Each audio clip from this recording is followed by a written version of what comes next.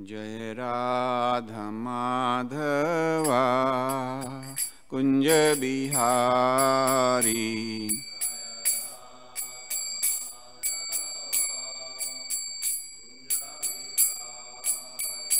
जय राधा माधवा कुंज बिहारी।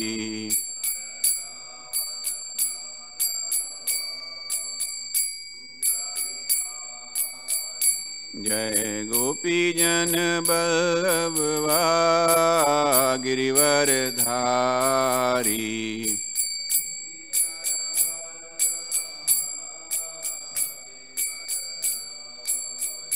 जय गोपी जन बल्लभा गिरिवर धारी।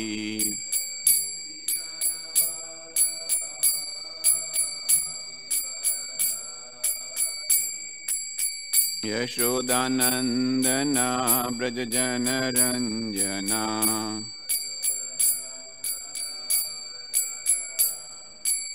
यशोदानंदना ब्रज जन रंजना।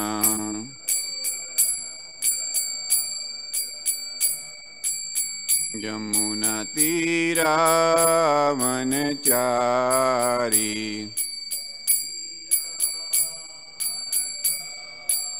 यमुना तीरा वनचारी।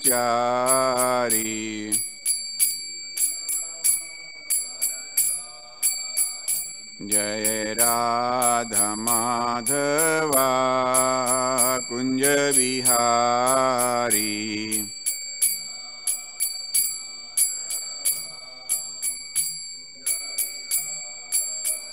जय राधा माधवा कुंज बिहारी।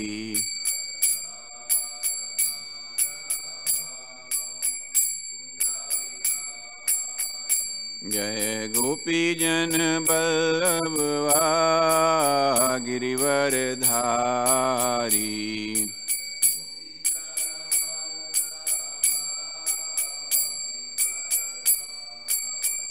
जय गोपी जन बल्लभा गिरिवर धारी।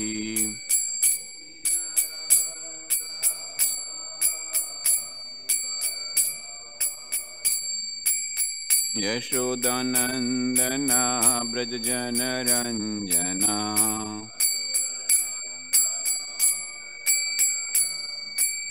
यशोदानंदना ब्रज जन रंजना।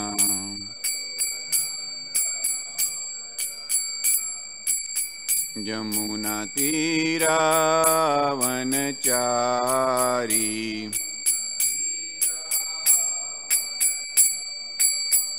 जय राधा माधवा कुंज बिहारी।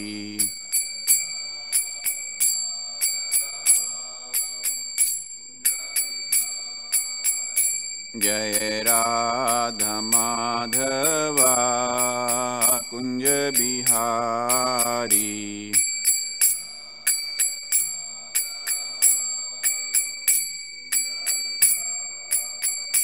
हरे कृष्णा कृष्णा कृष्णा हरे हरे। हरे Ram Ram Ram Hare Hare.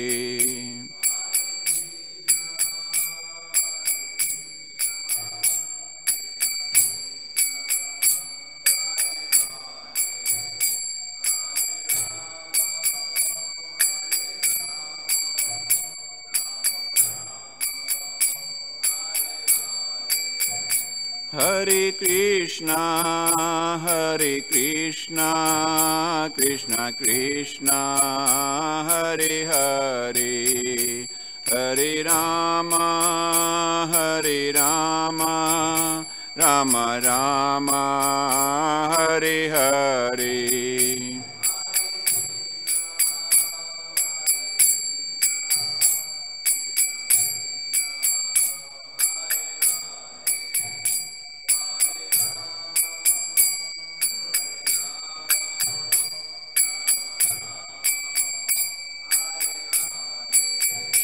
Hare Krishna, Krishna Krishna, Hare Hare, Hare Rama,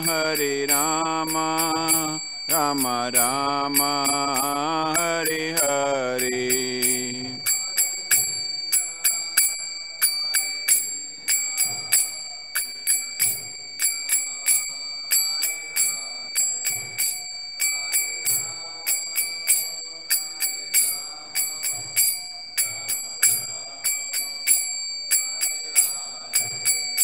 Jaya Kishore Kishori, Jaya Kishore Kishori, Jaya Kishore Kishori, Jaya Kishore Kishori.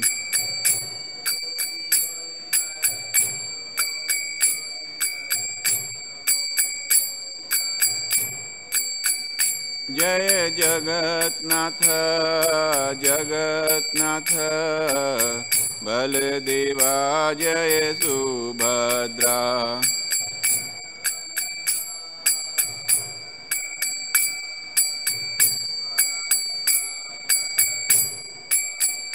Jaya Gauranitai, Gauranitai, Gauranitai, Jaya Gauranitai.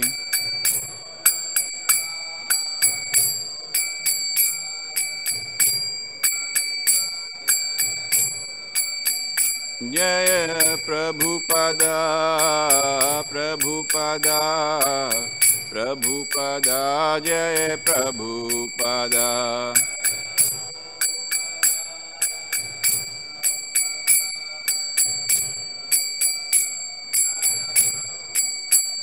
Jaya Jaya Prabhupada, Prabhupada, Prabhupada, Jaya Jaya Prabhupada.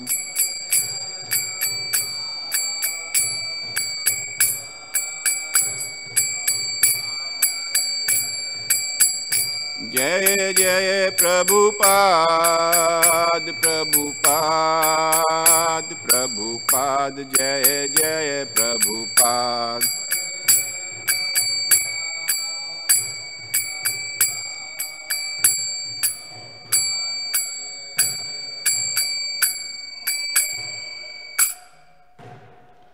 Jai Om Vishnupad Paramhansa Parivajakacarya Shrutoshata Shri Srimad His Divine Grace A.C. Bhaktivedanta Swami Srila Prabhupada Ki Jai. Grantraj Srimad Bhagavatam Ki Jai. All glories to assembled devotees. All glories to assembled devotees. All glories to Guru and Gauranga.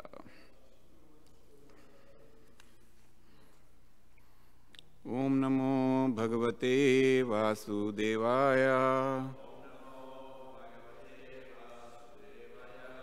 Om Namo Bhagavate Vasudevaya. Om Namo Bhagavate Vasudevaya.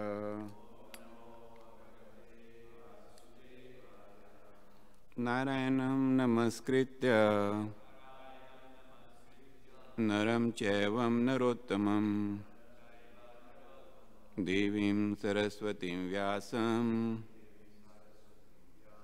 Tato Jaye Mudirit Nashte Prayeshu Abhadreshu Nityam Bhagavata Sevaya Bhagavati Ruttam Shloke Bhaktir Bhavati Nashtaki. Hare Krishna. So we are reading from Canto 10, Chapter 1, entitled The Advent of Lord Krishna, Introduction, text number 54 and 55. Shri Vasudeva Uvacha Nahi asyaste bhayam soumya Yadvai shaha sharirāvak Putran samarpayasya sva Yataste bhayam uttitam Shri Vasudeva Uvacha Nahi yasyaste bhayam somya Yadvaishaha Shri Ravak Putran samarpayisyespa Yataste bhayam uttitam. Shri Vasudeva Uvacha Nahi yasyaste bhayam somya Yadvaishaha Shri Ravak Putran samarpayisyesya Yataste bhayam uttitam.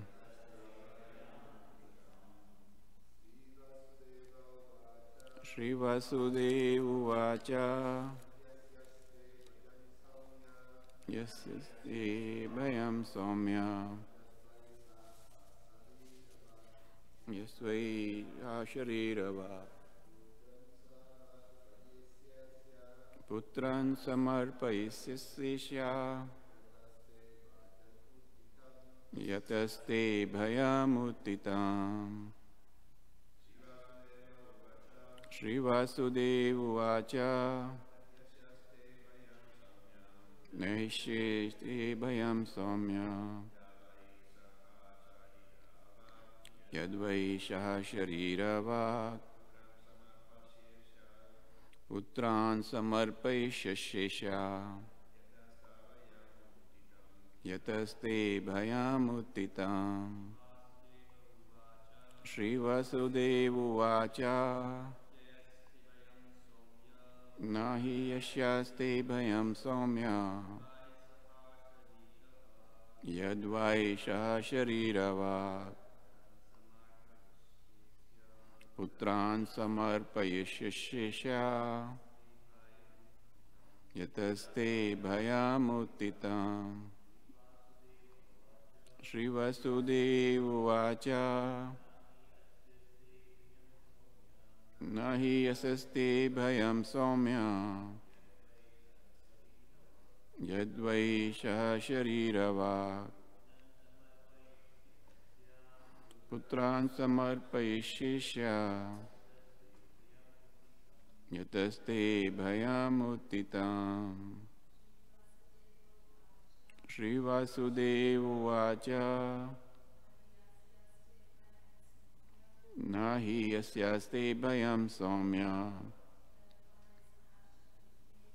Yadvaishaha Sharireva Putran samarpayishyasya Yataste bhayam uttitam. Shri Vasudeva Uvacha Shri Vasudeva said, Na, not, he, indeed, Ashyaha, from Devaki, te, of you, bhayam, fear, somya, O most sober, yat, which, why, indeed, sa, that woman, aha, dictated, a sharira vak, a vibration without a body, putran, all my sons, samarpaisise, I shall deliver to you, Ashyaha, of her, Devaki, Yata, from whom, te, your, bhayam, fear, uttitam, has a reason. Translations and purport by His Divine Grace, A.C. Bhaktivedanta Swami, Srila Prabhupada. Vasudeva said, O best of the sober, you have nothing to fear from your sister Devaki because of what you have heard from the unseen woman. The cause of death will be her sons. Therefore, I promise that when she gives birth to the sons from whom your fear has arisen, I should deliver them all unto your hands. Purport. Kansa feared Devaki's existence because after her 8th pregnancy, she would give birth to a son who would kill him. Vasudeva, therefore, to assure his brother-in-law the utmost safety, promised to bring him all the sons. He would not wait for the 8th son, but from the very beginning would deliver to the hands of Kansa all the sons to which Devaki would give birth. This was the most liberal proposition offered by Vasudeva to Kansa. Text number 55. Shri Shuka uvacha swasurvadhanniva vrite kansastadvakya saravet Vasudeva apitam pritaha prashasya pravisad griham. Translation and purport. Sri Shukdev Goswami continued, Kansa agreed to the logical arguments of Vasudeva, and having full faith in Vasudeva's words, he refrained from killing his sister. Vasudeva, being pleased with Kansa, pacified him further and entered his own house. Purport. Although Kamsa was a sinful demon, he believed that Vasudeva would never deviate from his word. The character of a pure devotee like Vasudeva is such that even so great a demon as Kansa firmly believed in his words and was satisfied. Yas yasti bhaktir bhagavate akinchana sarver gunes tatra samaste suraha.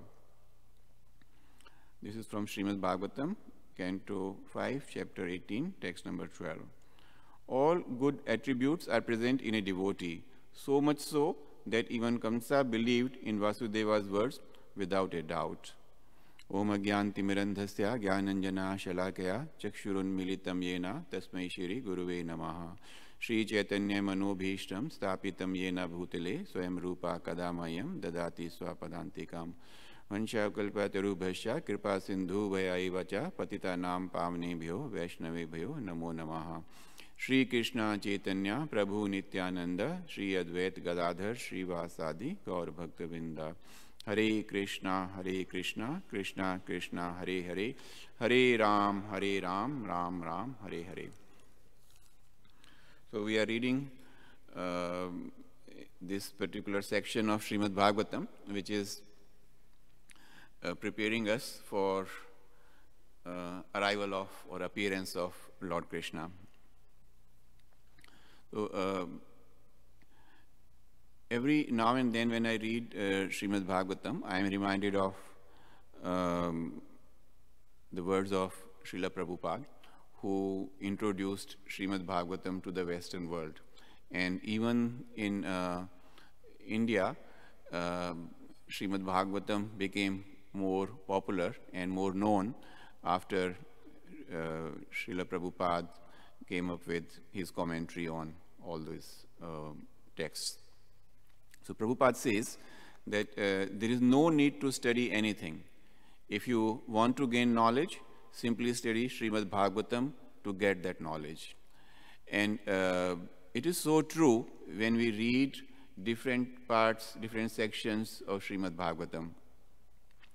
So when I was reading this particular two text, or first text, text number 54, I was, and some of the previous texts before that, I was,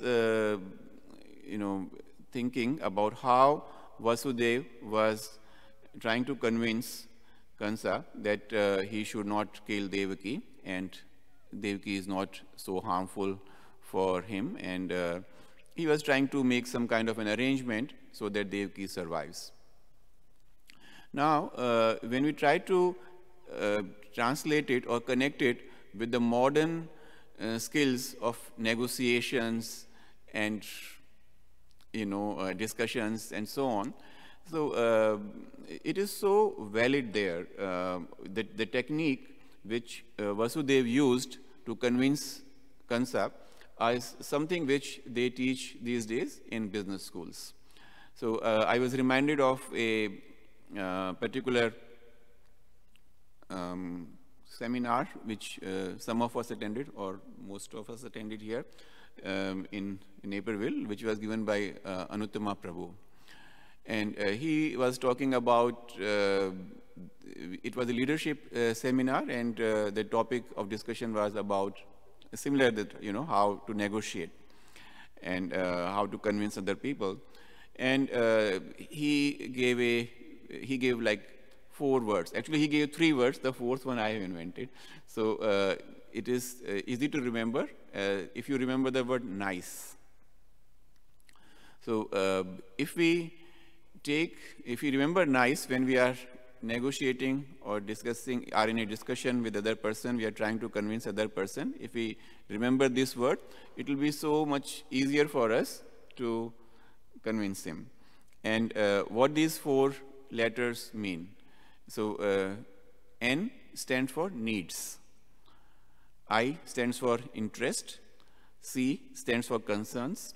And I just said E, which is empathy. So if we pay attention to the needs of the other person, if we address his interest and concerns and have some empathy towards him, then I see very little reason for not convincing him or her. He gave a very nice example that if we want certain things to be done, it is not really important that we go to the authorities or other person and tell them that this is what I want. So we should try to see in what is there for him in it. So in other words, we can see if we are wanting to do a particular program, or if we want to do a particular function or something, and we need some permission from somebody, we have to see what will be the interest or concerns of the other party involved. And if we approach him with those concerns and interests in mind, he will be convinced. He will be very happy that we are trying to see what he wanted to do, or we have already addressed the concerns which he had. And we have a very good chance of getting what we want. So here, looking at this particular verse, number 54, and the previous verses, this is exactly the technique which Vasudeva used. He addressed concerns. Kansa had fear that Devaki's 8th son is going to be the cause of his death. So he addressed that concern of Kansa in a nice way, and because his approach was very systematic, he was able to convince him. There's another thing which I realized when I was going through these few verses. It says that sometimes one may not succeed by directly opposing a powerful force.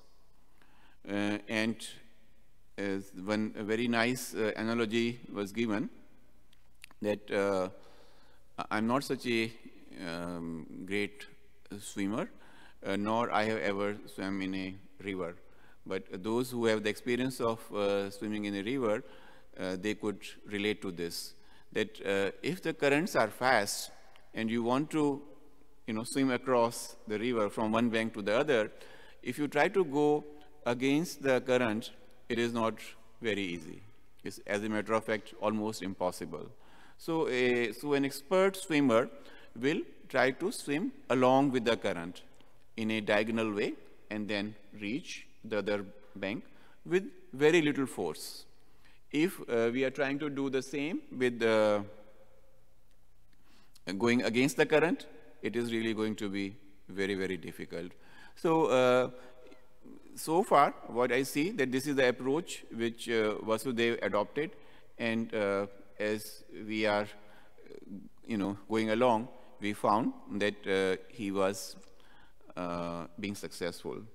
And the other reason why I feel he was successful was because he was, his intentions or his the main purpose of doing all this was to serve the mission of the Lord. So he had that particular, you can say, service, or he had to, there was a purpose why he and Devaki were to have the Supreme Personality of Godhead born out of their union, and he was trying to serve that purpose. So Kansa had the fear of death, which is practically all of us also have. And that's the main underlying fear because of which we do what we do. If we had no death or fear, there will be so much which we do, we will not be doing anymore. So Kansa had this fear too, even though he was a very powerful person. He was very, very strong, and he was, Vasudeva had been glorifying him as a very, powerful king and very brave and so on. So in spite of all that, he had still the fear of death. And he had, accumulated so much of material possessions were there. He had a big kingdom and so on. And when he heard that he will be killed, immediately he thought that all what he has accumulated and collected is going to go away. So this was something which was not so easily acceptable to him. This is another difference when we try to compare a devotee and a non-devotee, that a non-devotee or a demon will have a hard time to accept the facts of life or the laws of nature or the laws of God. And Kansa was no different. He wanted to live forever, like we have seen in Srimad Bhagavatam. There are so many demons who really gained a lot of powers and benedictions, etc., just because they wanted to win over death. But we have also seen that death is, Prabhupada says that death, as sure as death, death is as sure as death. So death is something which cannot be, we cannot get away from that. And so after successfully convincing Kansa about the arrangement he is going to make so that Devaki's sons will be brought to him as soon as they take birth, Vasudeva was able to convince Kansa. Then in the next verse, number 55, while Shukdev Goswami is talking to Parikshit Maharaj, he says, Kansa agreed to the logical arguments of Vasudeva, and having full faith in Vasudeva's words, he refrained from killing his sister. So the important application here is having full faith in Vasudeva's words, he refrained from killing his sister. So the danger or the risk involved for Kansa was huge. It was his life. And even then, he agreed because Vasudeva made a proposal. And now, in our day-to-day life, and there are a lot of proposals which we come across. People make different kind of proposal to us. They want something from us. They will present a proposal and want us to respond favorably. But we don't always respond favorably to all those proposals. And why we don't do that? Because we don't believe what that person is promising. So here, and at the stake may not be so much as was here in this case. Here, Kansa's life was at stake, and he accepted Vasudeva's proposal. Why he did that? Because the words of a devotee could be trusted. So this is a very important aspect which Srimad Bhagavatam is teaching us here. I will refer to that section which Prabhupada mentions in the purport from Canto 5, Chapter 18, text number 12, so that we know what kind of expectations are there from a devotee. So in the translation, Srila Prabhupada says, all the demigods and their exalted qualities such as religion, knowledge, and renunciation become manifest in the body of one who has developed unalloyed devotion for the Supreme Personality of Godhead, Vasudeva. On the other hand, a person devoid of devotional service and engaged in material activities has no good qualities. Even if he is adept at the practice of mystic yoga or the honest endeavor of maintaining his family and relatives, he must be driven by his own mental speculations and must engage in the service of the Lord's external energy. How can there be any good qualities in such a man? So in the purport further, if we go, Srila Prabhupada has described the 26 qualities of a Vaishnava. So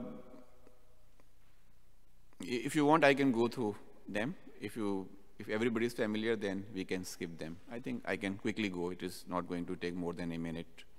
So it says, he is very kind to everyone. He does not make anyone his enemy. He is truthful. He is equal to everyone. No one can find any fault in him. He is magnanimous. He is mild. He is always clean. He is without possessions. He works for everyone's benefit. He is very peaceful. He is always surrendered to Krishna. He has no material desires. He is very meek. He is steady. He controls his senses. He does not eat more than required. He is not influenced by the Lord's illusory energy.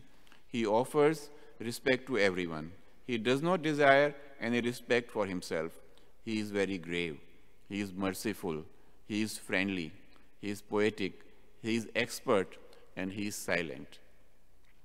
So one of the reasons why I read this, though I read it before coming for this presentation, I read it myself, and I felt that,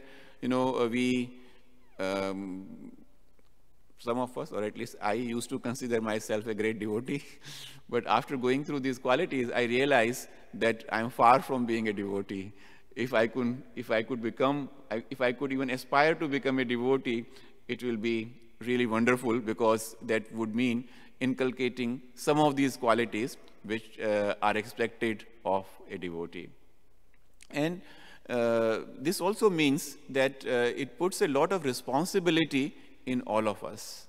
All of us who wear dhoti, kurta, apply tilak, wear kanti mala, and we are chanting, we are representatives of our society. We are representatives of ISKCON. We are Srila Prabhupada's soldiers.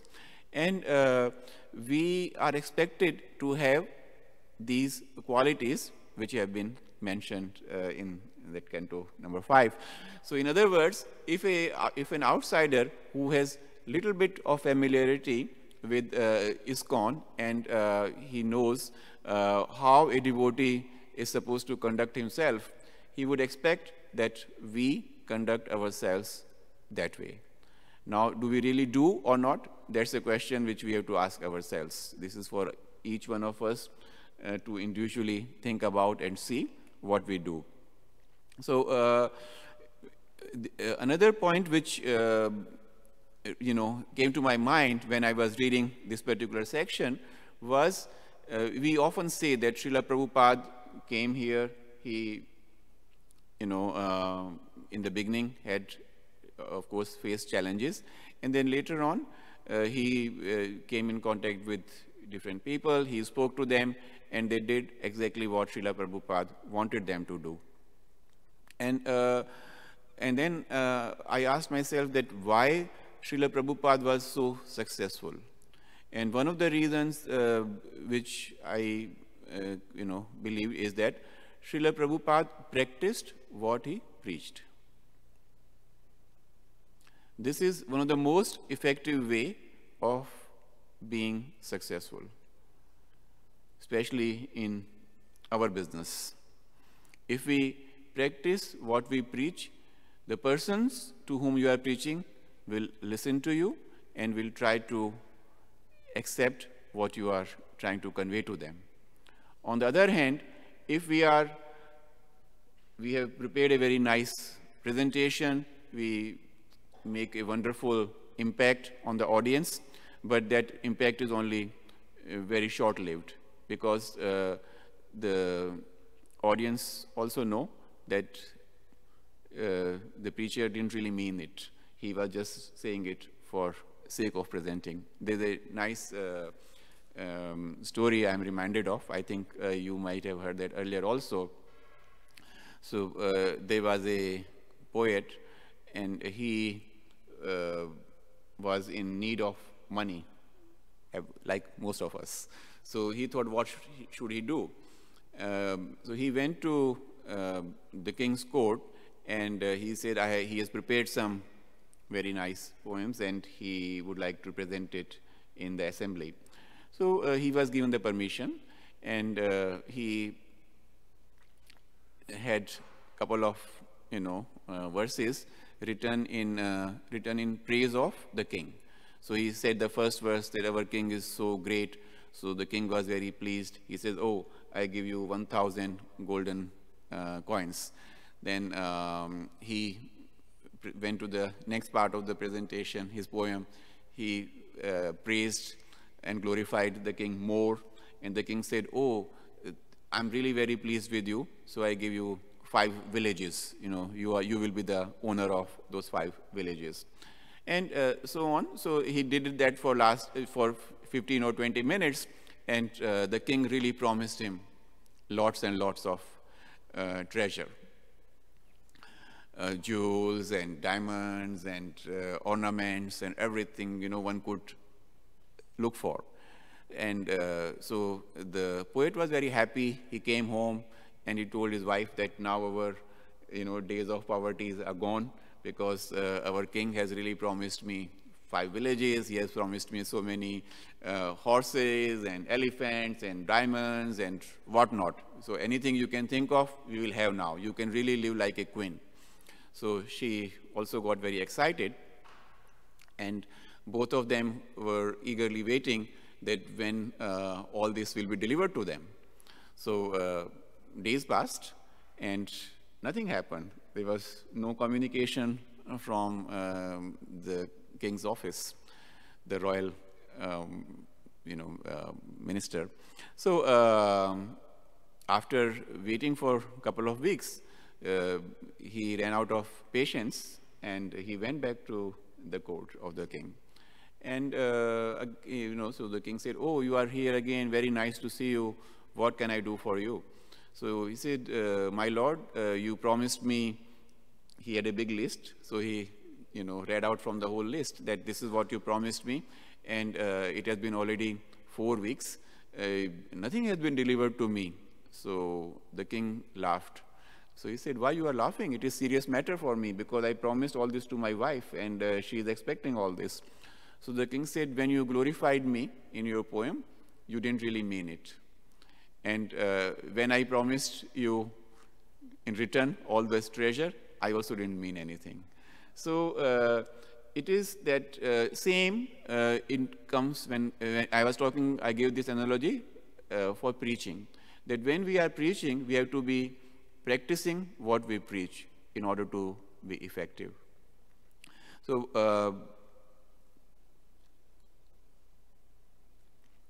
so this is having good qualities is one aspect of it, that we develop, we inculcate those qualities which a Vaishnava is supposed to have. We live by them, we live by our words, and we present and conduct ourselves in public, not only in public, even among ourselves as a devotee, which we try to exhibit those qualities which are mentioned here.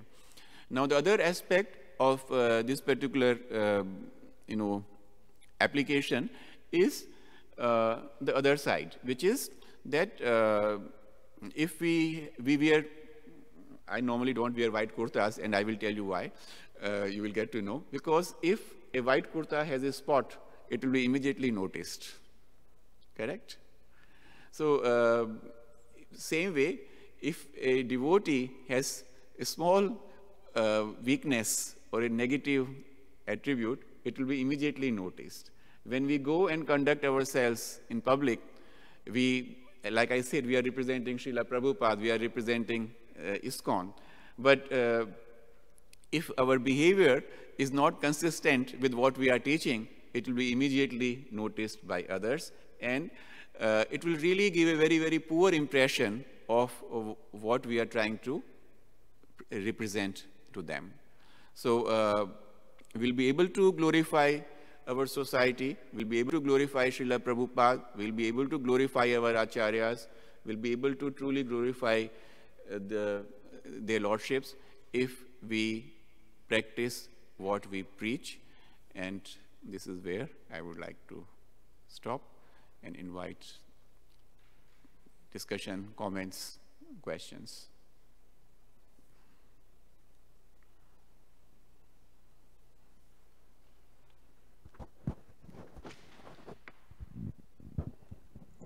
Hare Krishna.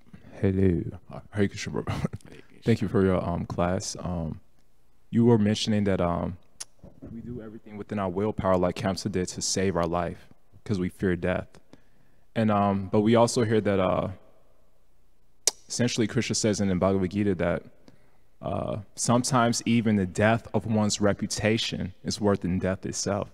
And we see that everything. So in this verse, it mentions that Kamsa heard an unseen omen or unseen rumor. So he heard that Krishna was going to try to kill his reputation. So he said, I'll kill Krishna's reputation first. So sometimes we had the tendency to intentionally kill others' reputation or unintentionally. I'll just mention one pastime. In the pastime of Haridas Thakur, Ramachandra Khan intentionally tried to kill Haridas Thakur's reputation because he was envious. On the other hand, in the same pastime, someone may unintentionally try to kill Haridas Thakur's reputation because when Ramachandra Khan sent the prostitute to associate with Haridas Thakur, the prostitute said, can you fulfill my sexual fantasies? And Haridas Thakur said, absolutely. So if somebody had a recorder, a camcorder, and heard him say that, they'll say, oh yes, he has low integrity. So you unintentionally, he lied for the prostitute's benefit. When we lie for our own benefit. So you can't judge a book by its cover. So so even if Haridas Thakur had bad character, or we see devotees, even if they, like you said, have one spot of bad character, but in chapter 9, verse 30 of the Gita, Krishna says, Prabhupada will often quote it, Apichet Sudaracharo Bhajate Mama Nanyabak, that even if one performs the most abominable activities, we're not child molesters, we're not beating someone physically, nor are we doing anything like Haridas Thakur, like massaging naked women with oil, but we have our faults, that's natural. And so one thing I appreciated, and maybe I'd like to quote it, but basically there's a pastime, Bhakti Siddhanta Vaibhav, where some devotees were installing deities and constructing a new temple for Bhakti Siddhanta. And so during this construction, some of the devotees saw a brahmachari misbehaving with a woman. And they didn't say how, they just said misbehaving, we don't know how, but basically the other devotees chastised, many devotees chastised this devotee publicly and embarrassed them so much that he literally left the movement and wasn't going to plan on coming back. And so Bhakti Siddhanta, while these festival activities, this construction, this installation was going on, he asked about this one brahmachari. And then the devotee said, we kind of, embarrassed him and he left, sorry. So Bhakti Siddhanta chastised his students. So this, actually, I would like to quote this verse. I think it's very important. It's from the Bhakti Siddhanta Vaibhav, volume 2, page, the chapter is called Guru-Disciple Interactions. The page is 263 through 264. It's a very beautiful quote what Bhakti Siddhanta said to his disciples. He said, it is difficult to bring a person from the torpor of Maya into the realm of devotion. After eons of floundering in the waves of worldly distress, a rare fortunate soul might at last approach the shore. To again push him back into the ocean is most heinous. A jiva came to us, yet somehow we have sent him back to suffer. That one soul means more to me than all these buildings and other arrangements you have made. So the lesson I took from it is that we should be more concerned about God and less concerned about glory, more concerned about people and less concerned about prestige. So my questions regarding these qualities you mentioned, and So we hear that there's tender qualities and pretender qualities. You said we should practice what we preach. So you was essentially mentioning that. So my question is that sometimes I'll speak for myself. If there was a rich donor and I heard a rumor that he had low integrity, then I would say, Mr. Rich Donor, I heard you have a low integrity. Please get out from our association. But can we still get a donation, please?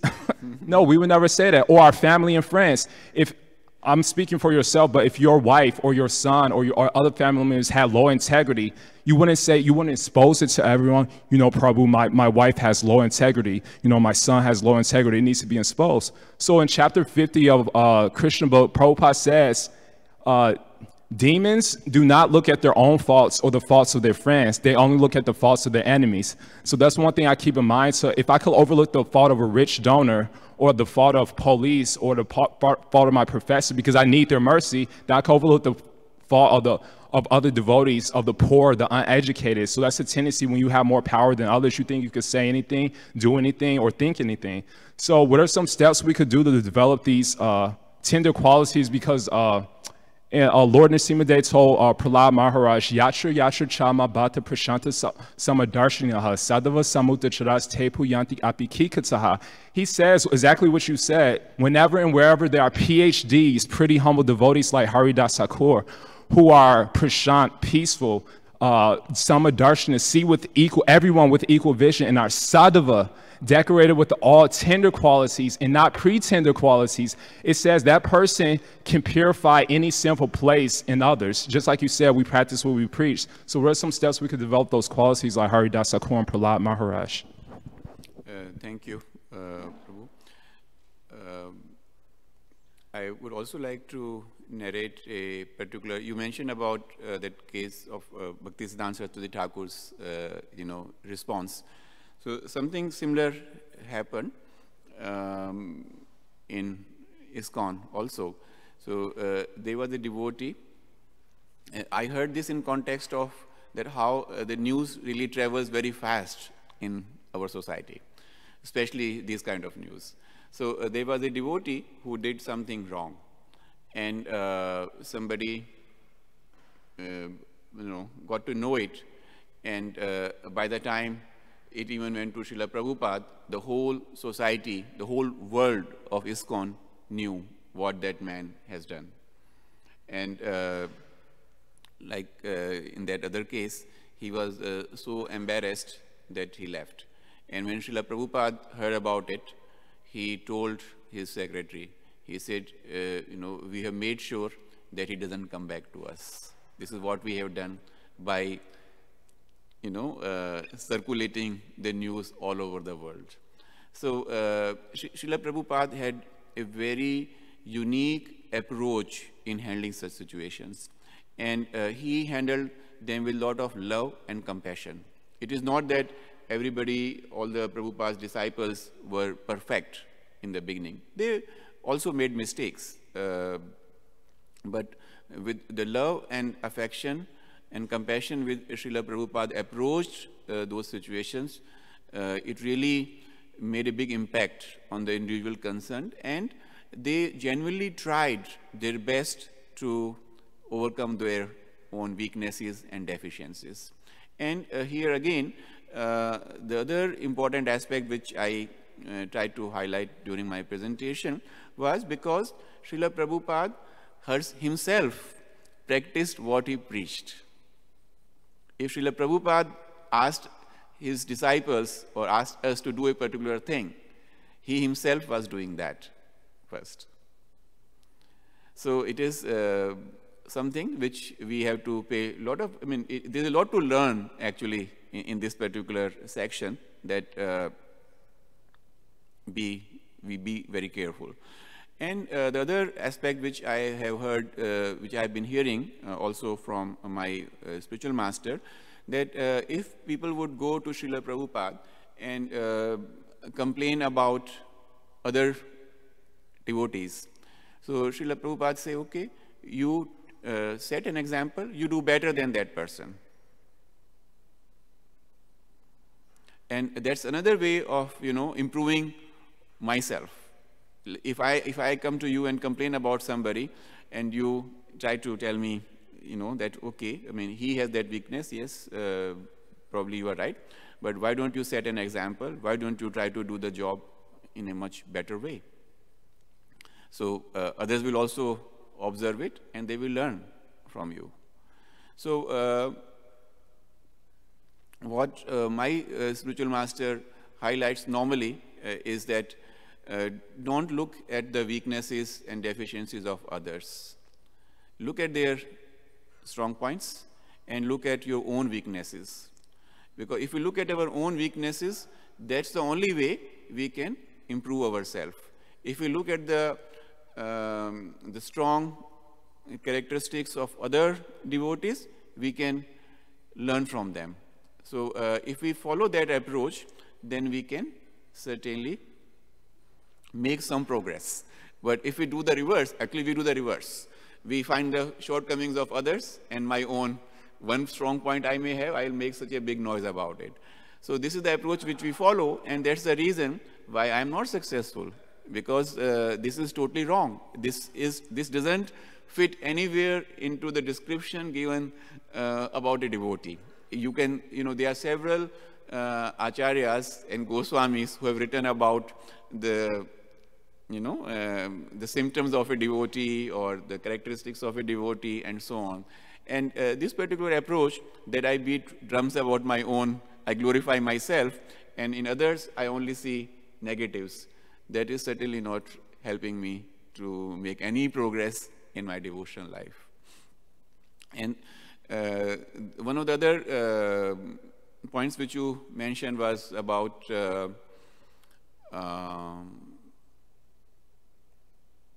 the prostitute who went to Haridas Thakur. So there I was, again, if this, I think we discussed that before you came, that if one of the very effective negotiations technique is to remember the word nice. Did I talk about it when you were here? No. Today. You came a little late. So, so this word nice, if you remember, it will be very helpful. So what it means? N stands for needs. I for interest, C for concern, and E for empathy. So while talking to others, if we pay attention to these four things, we'll be always very effective and successful in our negotiations. And the point I was making when we discussed this was because Vasudev, while negotiating with Kansa, he used this technique very successfully. So same, if we look at it, we can think that when Haridas Thakur was talking to the prostitute, he knew that she has come with a particular purpose, and he wanted to, but he had a different plan for her. But if he had discussed that plan with her in the beginning, it would have he wouldn't have been able to achieve what he wanted to achieve. So he followed this technique, and eventually she realized that what she should be doing, what was. So that way, I'm going back like it is part of rerun of what we did. Srila Prabhupada says, I'm just going to read it, that there is no need to study anything. If you want to gain knowledge, simply study Srimad Bhagavatam to get that knowledge. And I would like to repeat it as many times as needed, because we pay so much of money, and we spend so much of time going to different schools, trying to learn this, trying to learn that. But for us in ISKCON, this is something like a homemade recipe. It is there. We hear this every day in the morning. The only thing is we have to pay little attention to what Srimad Bhagavatam is trying to teach us.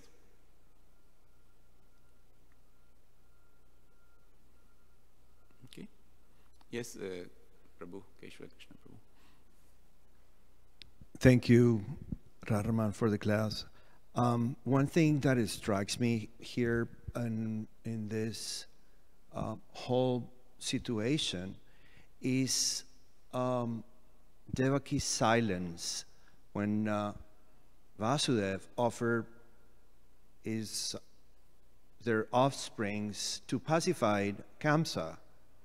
When the kids are going to be born, you will have them over for you to get rid of them.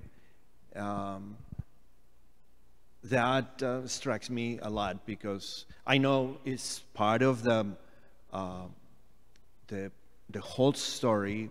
It was meant to be that way, but a mother, the most important thing is her son, the fruit of her love, and giving it away is just for me, it's kind of appalling. I always thought a little feminist that I have inside comes out, and I would say that, yeah, that if women would rule the world, there wouldn't be any war, because there's no mother that would send her son to kill the fruit of other mothers. Okay. No. So I'm going to tell you a very nice story, Prabhu, and that will reflect how in a proper, Vedic relationship, people conduct themselves. So there was a Brahman, and he has his wife, and like in the olden time, Brahmins were not really rich people. They didn't want any possessions. They only wanted what was necessary for them. That was very unlike today's Brahmins, who want to really accumulate a lot of money.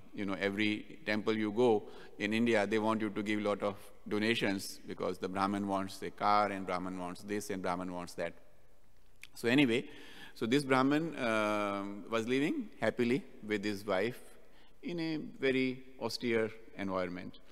And some rich devotee felt that, oh, he should do something for the Brahmins, because Brahman is, serving the community in such a nice way, and he deserved to be rewarded for that.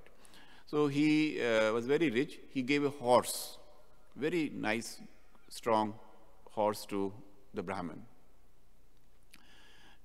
And Brahman kept the horse because it came as a donation, and he was trying to look after the horse, but he realized that he didn't have enough to eat himself and to maintain his wife.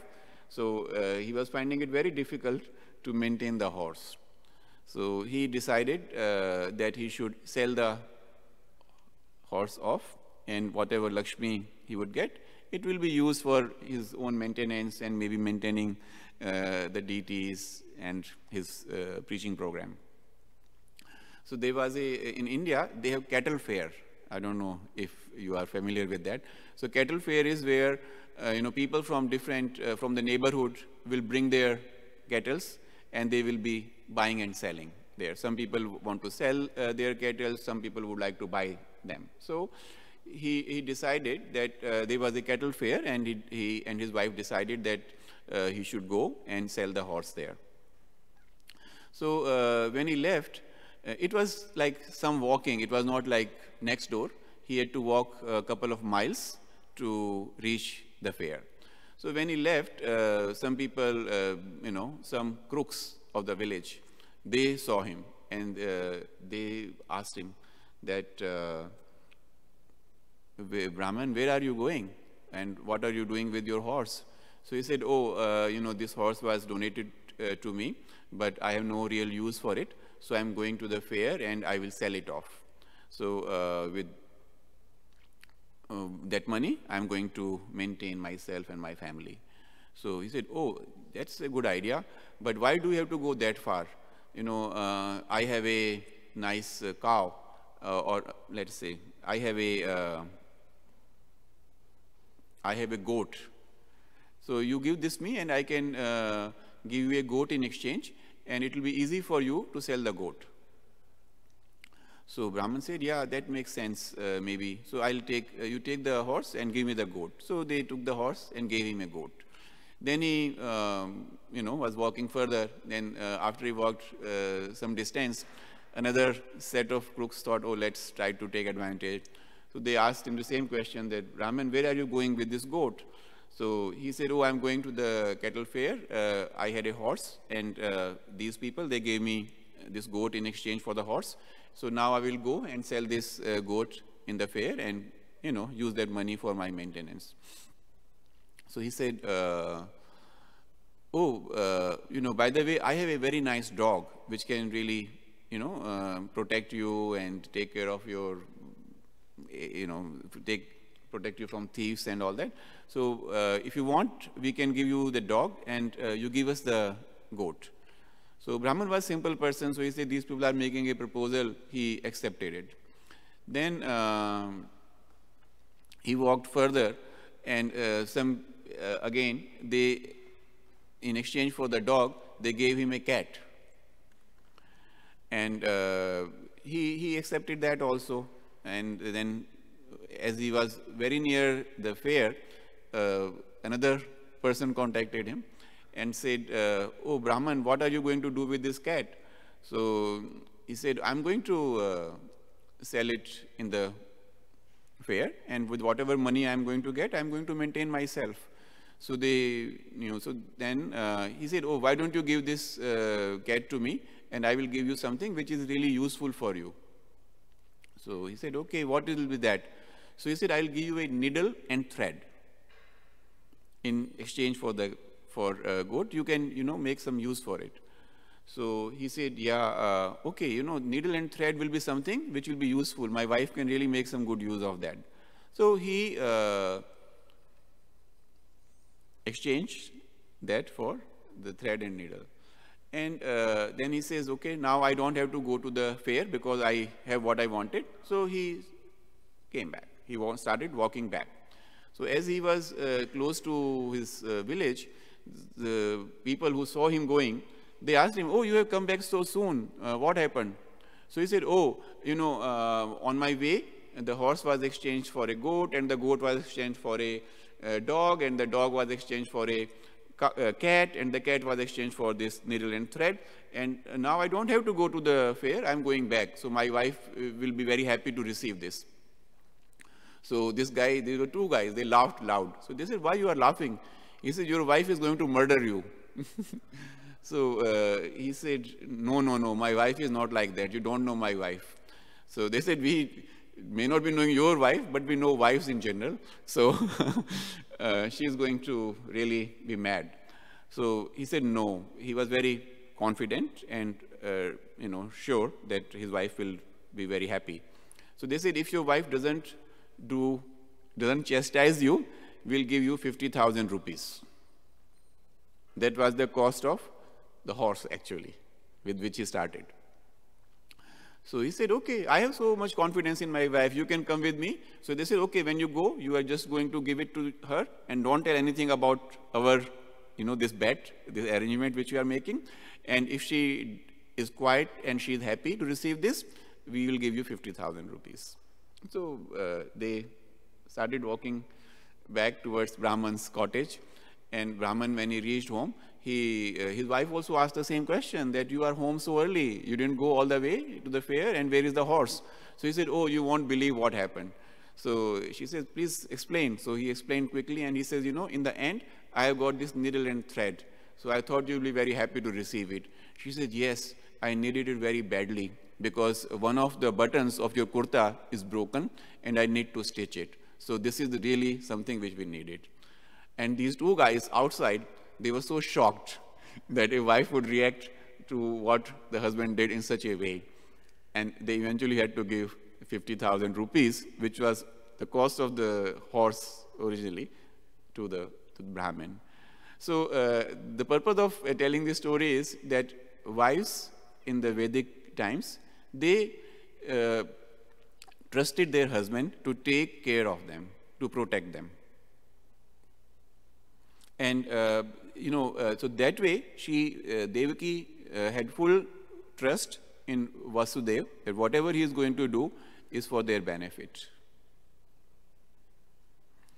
And Srila Prabhupada also refers to this number of times, that, so much is being talked about especially when Prabhupada was here, women lib was on its peak, or was like becoming very popular. And that's where Srila Prabhupada says so many times that women are so delicate that they need protection.